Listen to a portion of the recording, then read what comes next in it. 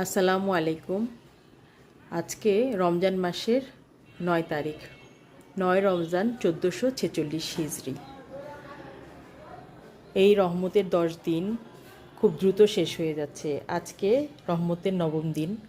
আলহামদুলিল্লাহ, আজকের ইফতারে আছে শরবতের মধ্যে বেলের শরবত, তরমুজের শরবত, টক দইয়ের শরবত আর সবসময়ের মতো আখের গুড়ের শরবত। আখের গুড়ের শরবত একটু কম পরিমাণে বানানো হয়েছে, কারণ আজকে আরও 3 রকমের শরবত আছে।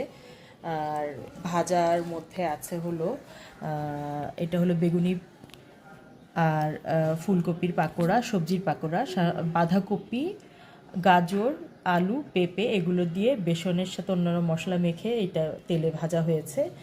বুট, গাজর, টমেটো, আলু চাক করে বেসন দিয়ে ভাজা।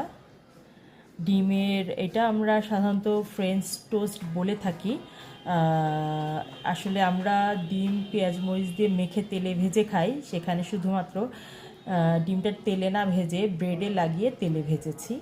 এটা বাচ্চাদের খুবই একটি প্রিয় আইটেম। যেহেতু তেমন কিছু আজকে ইফতারে আয়োজন করতে পারিনি, তাই এটা একটু করলাম। বুটের সাথে খাওয়ার জন্য পেঁয়াজ মরিচ কুচি, খেজুর, পেঁয়াজু আর বাইরে থেকে এসেছে ডিসেন্টের হালিম, আমার বরের খুব পছন্দ। আর এটা হচ্ছে দই বড়া, এটা স্পেশালি আমার জন্য। দই বড়াটা আমার খুব ফেভারেট, বাসায় বানানো হচ্ছিল না দেখে বর নিয়ে এসেছে। এই তো আজকের ইফতার। আলহামদুলিল্লাহ, সবাই আমাদেরকে আপনাদের দোয়ায় রাখবেন।